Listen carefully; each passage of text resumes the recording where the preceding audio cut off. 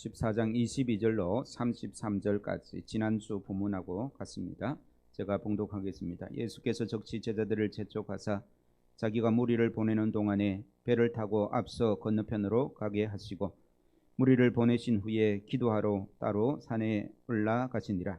저물매에 거기 혼자 계시더니 배가 이미 육지에서 술이나 떠나서 바람이 거스름으로 물결로 말미암아 고난을 당하더라.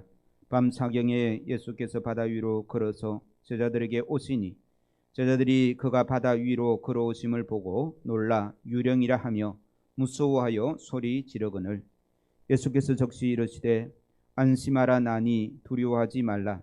베드로가 대답하여 이르되 주여 만일 주님이시거든 나를 명하사 물 위로 오라 하소서 하니 오라 하시니 베드로가 배에서 내려 물 위로 걸어서 예수께로 가되 바람을 보고 무서워 빠져가는지라 소리 질러 이르되 주여 나를 구원하소서 하니 예수께서 적시 손을 내밀어 그를 붙잡으시며 이르시되 믿음이 작은 자여 왜 의심하였느냐 하시고 배에 함께 오르매 바람이 그치는지라 배에 있는 사람들이 예수께 절하며 이르되 진실로 하나님의 아들이로소이다 하더라. 아멘. 우리 지난 시간에 오늘 본문의 말씀 예수님께서 물 위를 걸으신 이유에 대해서 배웠습니다. 오늘은 특별히 베드로가 물 위를 걸은 것에 대해서 말씀을 배우겠습니다. 오늘 설교를 준비하면서 물 위를 걸은 베드로 제목이 오늘 제목이 그렇죠, 그죠? 그런데 물에 빠진 베드로 물에 빠진 모습도 있잖아요, 그죠? 제목을 어떻게 잡냐에 따라서 또 어떤 시각으로 본문을 볼 수 있는지를 또 판가름할 수 있습니다. 역사상 물 위를 걸은 사람은 누구입니까? 예수님하고 베드로. 그러면 이 베드로는 물 위를 몇 번 걸었을까요? 예? 대답이 없습니다. 오늘 본문을 같이 읽었으면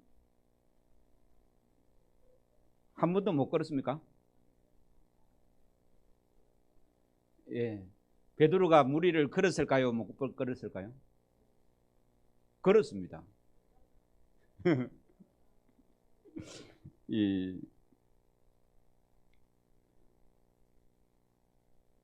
29절 보겠습니다. 시작. 오라 하시니 베드로가 배에서 내려 물 위로 걸어서 예수님께로 가되 얼마만큼 걸었는지는 몰라도 걸어갔습니다. 그죠? 그럼 몇 번 걸었습니까? 베드로는? 나중에 가르쳐 드릴게요. 한 번 걸었는지 두 번 걸었는지. 하여튼 이런 이 본문의 말씀이 예수님께서 물 위를 걸어오니까 다른 제자들은 가만히 있는데, 그죠? 예수님이 유령이다 해가지고 놀라서 가만히 있는데 베드로만 진짜 예수님이면 어떻게 해요? 나도 걸어서 예수님께로 오도록 명하소서라고 그렇게 말하는 거예요. 베드로 말고 거기에 나도 베드로 옆에 제자들 옆에 같은 배를 타고 있었다면 베드로처럼 행동했을까요? 아니면 다른 제자들처럼 행동했을까요? 네. 베드로처럼 행동을 했을까요? 많은 분들이 왜 베드로가 이렇게 물 위를 걷게 해달라고 예수님께 요청을 했을까? 그 이유에 대해서는 분명하게 말할 수가 없습니다. 베드로의 생각을 정확하게 알 수 없기 때문에 그렇습니다. 흔히 베드로가 좀 충동적인 사람이라서 낯서기 좋아하는 사람이라서 그랬다라고 이렇게 말하기도 하는데요. 아무리 낯서기 좋아하는 사람이라도 물 위를 걷게 해달라는 것은 또 차원이 다른 문제라는 겁니다. 우리가 분명하게 알 수 있는 것은 다른 제자들은 무서워하고 있는데 베드로만이 물 위를 걷게 해달라고 예수님께 요청을 했다라는 겁니다. 그것은 분명한 사실인 것이죠.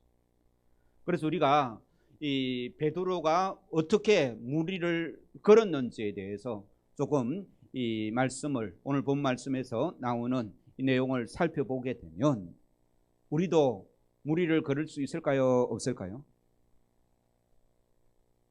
예? 없습니까?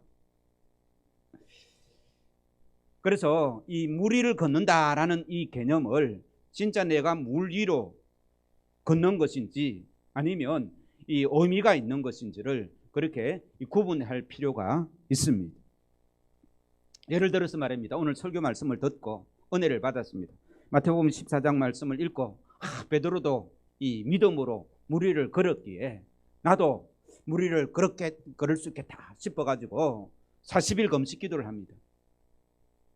그리고 어디로 갑니까? 해운대 바닷가로 딱 가는 거예요. 가서 주여 믿습니다 100분 외치고 나도 물 위를 걷겠습니다 100분 외치고 발을 해운대 바닷가에 이제 물 위로 탁 올렸습니다. 어떻게 되겠습니까?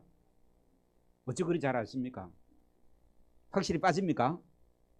왜요? 이렇게 40일 금식 기도도 하고 내가 믿어서 그죠? 믿는다 100분 외치고 갔는데 왜 그렇겠습니까?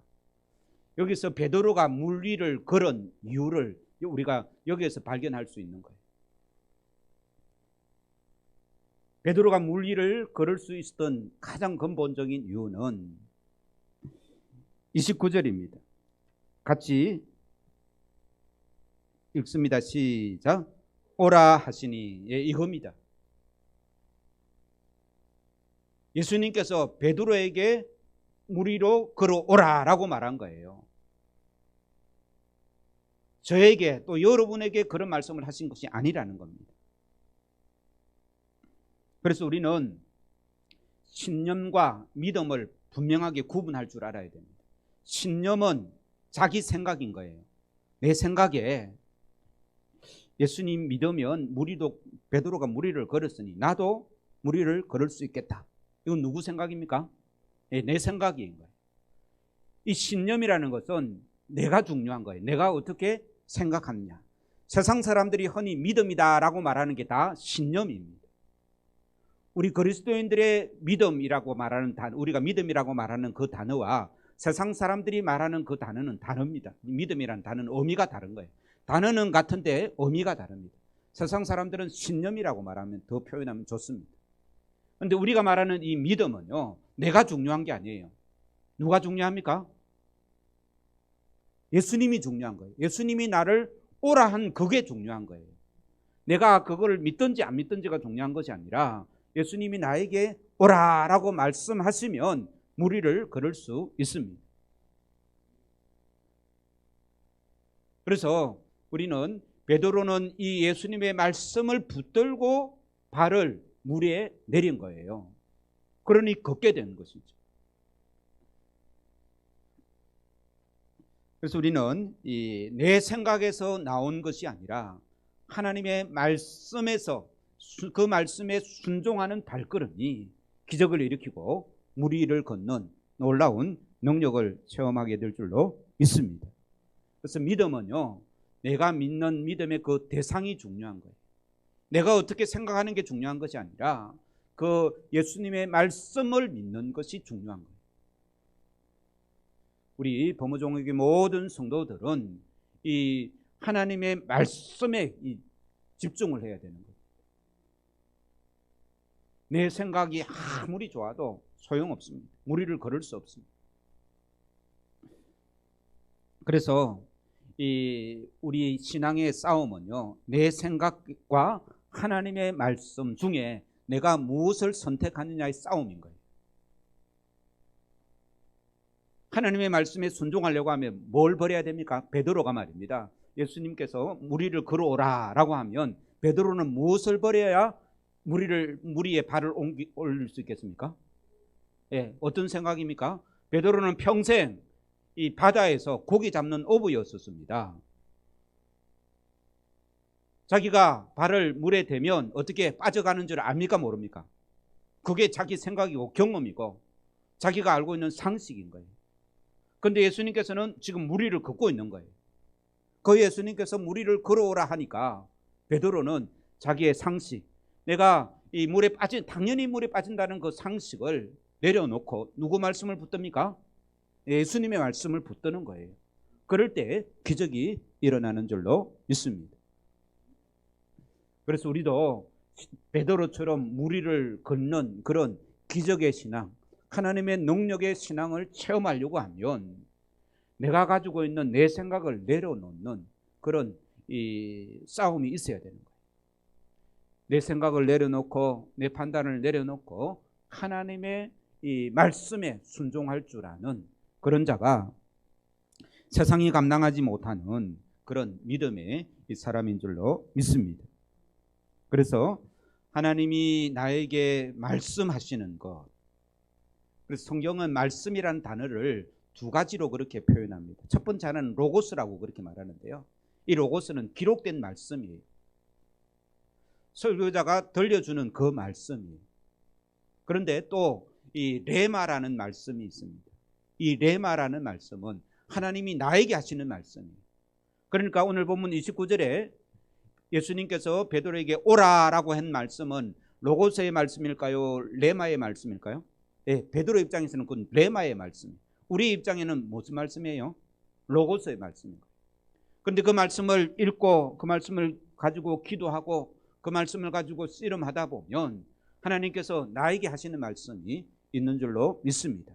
그 말씀은 레마의 말씀입니다. 그 말씀에 순종하면 놀라운 하나님의 그 기적, 베드로가 무리를 걸었던 것 같이 그런 기적의 삶을 경험할 줄로 믿습니다.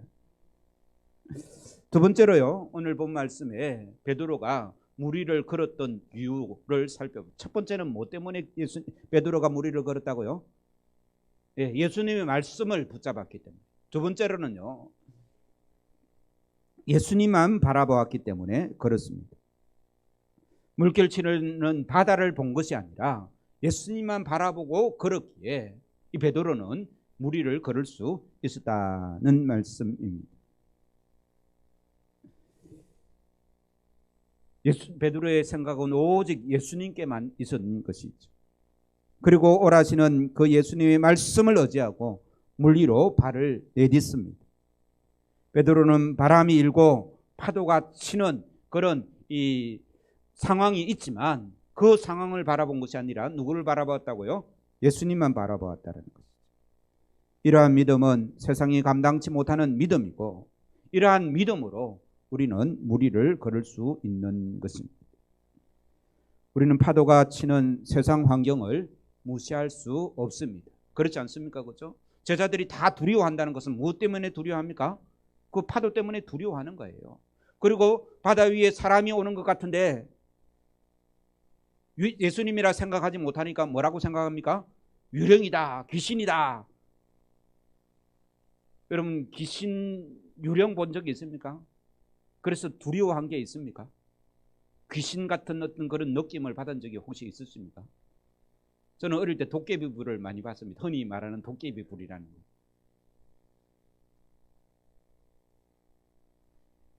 그런 두려웠지 않습니까? 그죠? 그런 두려움이 있습니다. 내가 이 인식의 범위를 벗어난 어떤 것들이 나에게 다가오면 굉장히 두렵습니다. 내가 통제할 수 없는 그런 환경이 나에게 다가오면 두려울 수밖에 없습니다. 그것이 인간의 기본적인 감정입니다. 그러나 그런 상황을 보지 않고 오직 예수님만 바라볼 수 있다는 것이 우리의 큰 믿음인 줄로 믿습니다. 어떤 사람이 왕한테 찾아가가지고요, 내가 세상에서 성공하는 법을 가르쳐 주십시오 라고 그렇게 말했답니다. 그러니까 그 임금은 큰 대접에다가 이 포도주를 가득 부어주는 거예요. 부어주면서 네가 이걸 들고 시내를 한 바퀴 돌아오느라 라고 말하는 거예요. 그런데 한 방울이다 흘리면 너는 사형이다 라고 말하는 거예요. 그러니까 그 말을 듣고 이 청년이 어떻게 하겠습니까? 대충 걸어가겠습니까? 아니면 무엇만 보고 가겠습니까? 예, 그 대접 쏟으면 안 되니까 그 대접만 바라보고 가는 거예요. 그렇게 이제 이제 한 바퀴 시내를 한 바퀴 돌고 돌아왔던 그 청년에게 그 임금이 묻습니다. 네가 시내를 한 바퀴 돌았는데 거기에 어떤 나무가 있더냐 하니까 청년이 뭐라 하겠습니까? 못 봤습니다. 예, 어느 거리에 가니까 사람이 몇 명 정도 있더냐 하니까 못 봤습니다. 그 청년은 무엇만 봤기 때문에 그렇습니까? 예, 분명히 여러 가지 상황들이 많이 있었습니다. 그런데 이 청년은 그 대접만 들고 간 거예요. 그것만 보고 간 거예요. 네가 세상을 이렇게 살면 반드시 성공할 거다라고 그렇게 임금이 말했다고 합니다. 우리의 신앙생활에 성공이 어디에 있겠습니까? 예수님만 바라보고 갈 때에 우리의 신앙은 반드시 성공할 줄로 믿습니다. 베드로가 말입니다. 파도 치고 풍랑이 일고 그런 바다 위를 걸어가면서도 누구만 봤습니까? 예수님만 본 거예요. 무리를 걷게 된 베드로는 얼마나 놀랍고 감격스럽고 황홀했겠습니까? 그런데 이제 그게 길지 않는 거죠. 30절 같이 읽겠습니다. 시작. 바람을 보고 무서워 빠져가는지라. 예. 무엇을 보니까 무서움이 들었습니까? 예, 바람을 보니까. 그전에는 바람이 보였을 거예요, 안 보였을 거예요? 안 보였습니다. 아마 제 생각에 그냥 상상을 하는 겁니다. 이 예수님을 바라보고 가다가 파도가 좀 심하게 쳐가지고 그 물방울이 얼굴에 탁 부딪힌 것 같아요. 그러니까 그때서야 정신이 든 거죠. 그전에는 누구만 봤습니까? 예수님만 보고 예수님께만 쏙 빠져 있었는데 이 무엇 때문인지는 몰라도 이 바람을 보고 파도를 보고 자기가 지금 뭐 하고 있습니까? 물 위에 서 있는 거예요. 그걸 보자마자 어떻게 됩니까? 무서움이 들고 물에 빠져 들어갔다라고 성경은 말씀하고 있습니다. 그래서 우리는 이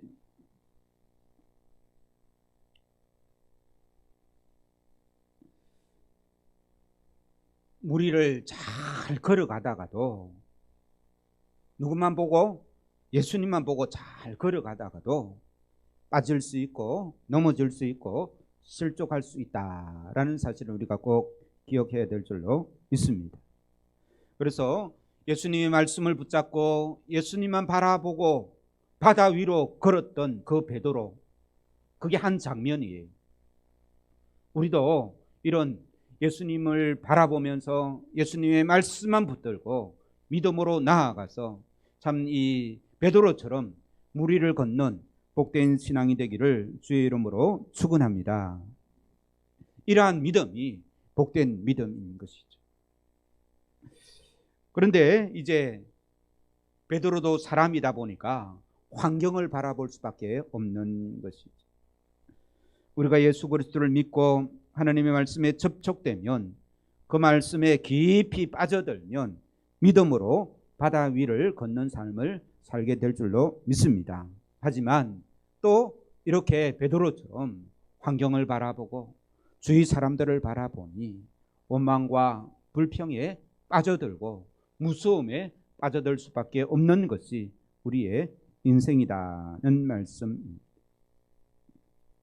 예수님을 만나고 나면 예수님을 처음 만난 그 첫 사랑을 가졌을 때는 우리가 얼마나 은혜로웠습니까? 그죠? 모든 보는 사람마다 다 사랑스럽습니다.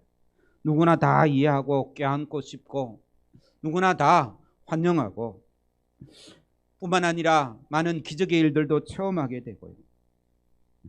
이 부정적인 우리의 삶이 긍정적으로 바뀌게 되기도 하고 누가 무슨 말을 해도 섭섭지 않게 들렸던 때가 있습니다. 조건 없이 봉사하고 모든 것이 감격스럽고 예배 자리에만 앉아 있어도 눈물이 날 때가 있었다는 것이죠.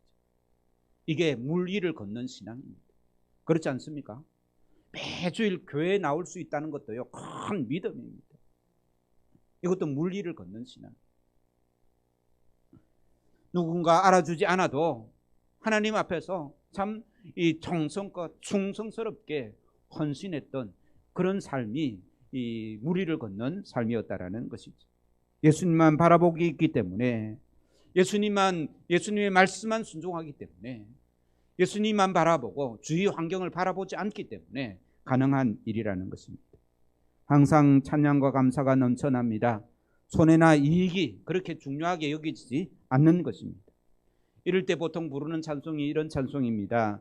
높은 산이 거친 들이 초망이나 궁궐이나 내 주 예수 모신 곳이 그 어디나 하늘나라. 초막이나 궁궐이나 환경을 바라보는 것이 아니라는 거예요. 오직 예수님을 바라보고 예수님과 동행하면 그 어디나 천국이다. 지금 풍랑이는 바다 위일지라도 예수님만 바라보고 가니까 물속에 빠지지 않는 거예요. 그러나 어느 날 갑자기 모든 것이 섭섭해질 때가 있습니다. 모든 것이 불만스럽고 불쾌해집니다. 사람들이 나를 무시하는 것 같습니다. 그래서 화가 납니다. 따지기도 합니다. 무엇이 보입니까? 그전에는 하나님만 바라보고 예수님만 바라보러 가다가 지금 뭐가 눈에 보입니까? 베드로가 이 풍랑이 있는 바다가 보이는 것처럼 사람이 보이기 시작하는 거예요. 환경이 보이기 시작합니다. 그러면 어떻게 됩니까? 불평하고 불만하고 의심이 쌓이고 불안해져 가는 거예요. 그러다 보면 바다에 빠질 수밖에 없다라는 것입니다. 그전에는요, 예수님의 이름만 부를 수 있어도 감사하고 예배 자리에 앉아만 있어도 눈물이 났는데 이제는 아무리 설교를 듣고 아무리 성경 말씀을 읽어도 감사가 사라지는 거예요. 내가 받은 은혜, 그것을 생각하기보다 나의 섭섭한 것만 생각날 때가 있습니다. 이럴 때가 우리의 신앙생활 속에서 물에 빠져갈 때인 줄로 우리가 적용시킬 수 있는 것이죠. 이렇게 된 이유가 무엇입니까? 감사가 사라진 이유가 무엇입니까? 예수님만 바라보는 것이 아니라 무엇을 바라보았기 때문에요? 바다를 바라보았기 때문에, 환경을 바라보았기 때문에, 사람을 바라볼 때에 섭섭함이 생기고 불만이 생기고 근심이 생기고 염려가 생기는 줄로 믿습니다. 뿐만 아니라 우리의 삶의 염려들이 많이 생길 때 그것만 바라보다 보면 우리의 신앙이 굉장히 이 물속에 빠져드는 것 같습니다. 나는 언제 집 한 칸을 마련하나. 다른 사람들은 다 멋진 차를 몰고 다니는데 왜 나는 이 좋은 차가 없냐? 무엇을 바라보는 겁니까? 주님을 바라봅니까? 차만 바라봅니까? 차만 바라봅니다.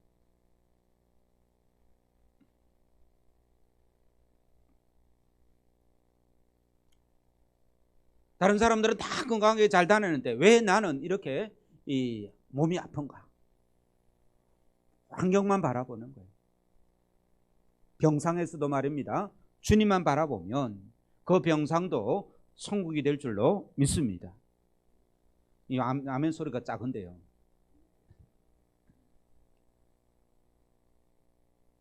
그래서 우리의 믿음은 환경을 바라보느냐 주님을 바라보느냐 차이라는 것이죠. 첫 번째 내 생각을 붙드느냐 하나님의 말씀을 붙드느냐죠. 두 번째는 뭐예요? 환경을 바라보느냐 주님을 바라보느냐.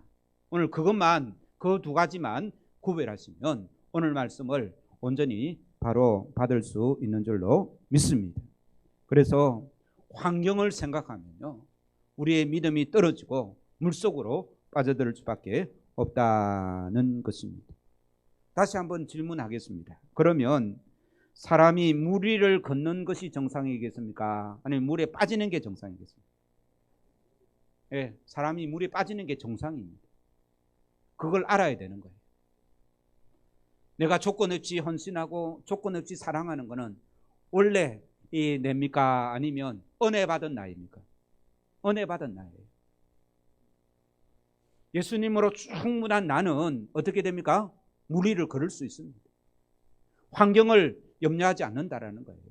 그런데 예수님을 바라보지 않고 말씀을 붙들지 않고 내 생각과 내 경험으로 환경만 바라보면 어떻게 됩니까? 물속에 빠질 수밖에 없는 것이 난 거예요. 그래서 지금 우리는 이 두 나 중에 어떤 나가 되기를 우리가 결단하고 주님께 우리가 기도하고 애를 써야 되는 거예요. 어떤 나가 되기 원합니까?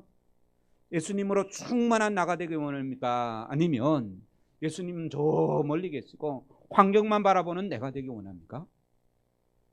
예수님으로 충분한 내가 되기를 원하지 않습니까? 그래야 베드로처럼 물 위를 걸을 수 있기 때문에 그렇습니다. 그래서 우리는 나 자신을 바라볼 때에 물속에 빠질 수밖에 없는 나인 줄을 우리가 알면은 어떻게 해야 되겠습니까? 베드로처럼 하나님의 말씀을 붙들어야 되는 거예요. 환경을 바라보는 것을 내려놓고 주님만 바라보도록 애를 써야 되는 거죠.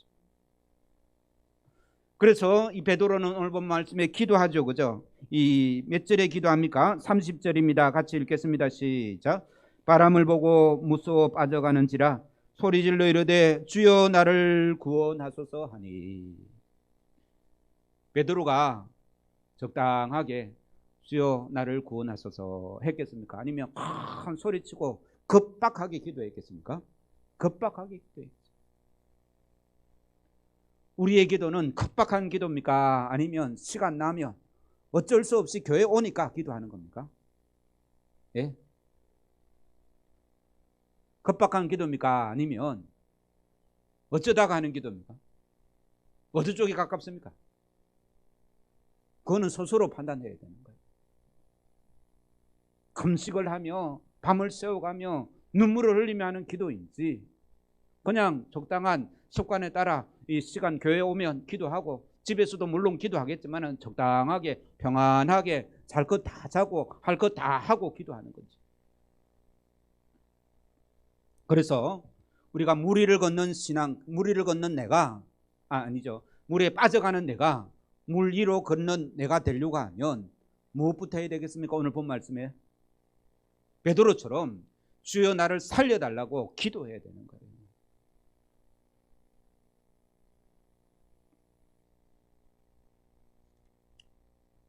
그래서 우리는 오늘 베드로가 했던 이 기도, 주여 나를 구원하소서라는 이 모습 속에서 우리의 소망을 발견할 수 있습니다.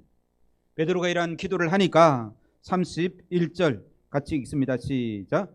예수께서 적시 손을 내밀어 그를 붙잡으시며 이르시되 믿음이 작은 자의 위에 의심하였느냐 하시고.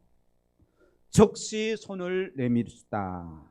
우리 주님은 물에 빠져 죽게 되었던 우리가 기도할 때에 적시 손을 내밀어서 우리를 구원해 주시는 분이심을 믿기를 주의 이름으로 축원합니다. 그래서 베드로가 물 위를 걷다가 어떻게 됩니까? 물에 푹 빠졌죠. 그죠? 그 다음에 예수님께 소리 질러서 예수님께서 적시 오셔가지고 어떻게 합니까? 손을 내밀어서 어디를 붙잡았겠습니까? 예수님께서 손을 내밀어가지고 베드로 어디를 잡았겠습니까? 그냥 붙잡았다라고 했는데 물에 빠지면 어떻게 하겠습니까? 손은 밑에 내려놓고 머리만 올리지는 않죠. 그죠? 손을 이래이래. 물에 빠지는 사람 보면 마지막에 뭐가 들어갑니까? 손이 쏙 들어가는 거예요. 예수님께서 아마 잡았으면 손을 잡았을 겁니다.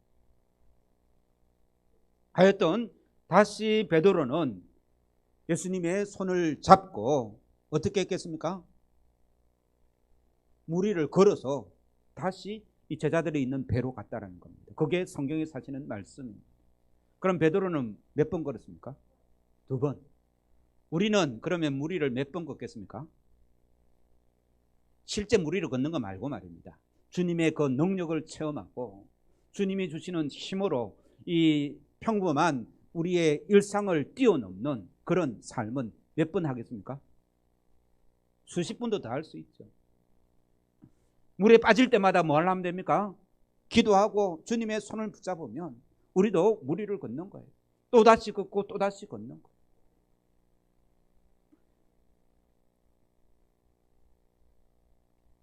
우리도 예수님과 함께 믿음으로 그 물을 밟고 설 수 있는 복된 성도들 되기를 주의 이름으로 축원합니다.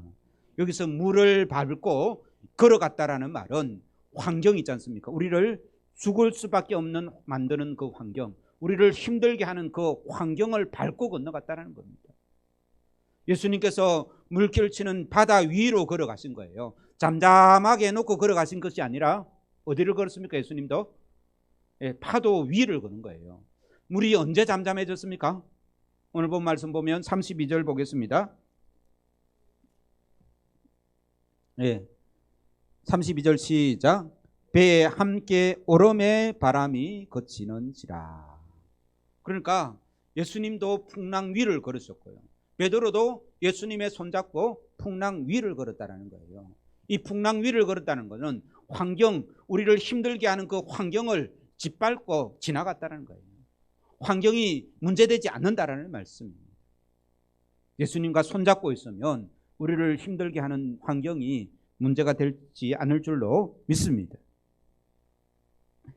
세상 풍파 속에 있어도 우리를 붙드시고 우리의 손을 잡아주시고 이끄시는 주님을 믿는 복된 성도들 되기를 주의 이름으로 축원합니다. 우리의 갈 길 막막하여도 선한 주님을 바라보는 복된 믿음의 성도들, 몸과 마음이 지쳐도 선한 주님을 믿는 성도들, 세상 근심 속에 있어도 우리를 도와주실 주님만 바라보는 성도들, 그런 성도들이 무리를 걸을 수 있는 것이죠. 갈 길이 멀고 험해도 선한 주님을 믿어지기를 주의 이름으로 축원합니다. 나의 삶이 연약하여도 선한 주님을 믿읍시다. 세상 불안 속에 있어도 우리와 함께 하시는 주님의 손을 붙드는 복된 성도들 되기를 주의 이름으로 축원합니다. 내가 겪는 시험이 어렵고 힘겨워도 주님보다 크지 않다는 것입니다. 주님의 능력으로 우리의 삶이 새롭게 됨을 믿는 복된 성도들, 그러한 성도들의 삶은 베드로처럼 무리를 걷는 복된 삶이 될 줄로 믿습니다. 기도하시겠습니다. 하나님 아버지, 물속에 빠진 베드로를 통해 우리들의 자신의 모습을 봅니다. 세상에 어중간하게 걸쳐있는 저의 모습을 보게 됩니다. 세상을 보지 말고 주님만 바라보는 믿음을 허락하여 주옵소서. 주여, 다시는 물속에 빠져 허우적거리지 않도록 저희들의 믿음을 붙들어 주시옵소서. 주님, 혹시 물속에 빠져 허우적거리는 사람이 있거든 주님께서 그의 손을 붙잡아 건져 주시옵소서. 그래야 다시 주님의 영광 가운데 주님 그 물결을 이 발로 밟는 놀라운 능력의 삶을 살아가는 복된 심령들 되게 주여 도와 주시옵소서. 풍랑이 있는 저주의 바다를 밟고 우리에게 다시 오시는 예수님의 이름으로 기도하옵나이다. 아멘.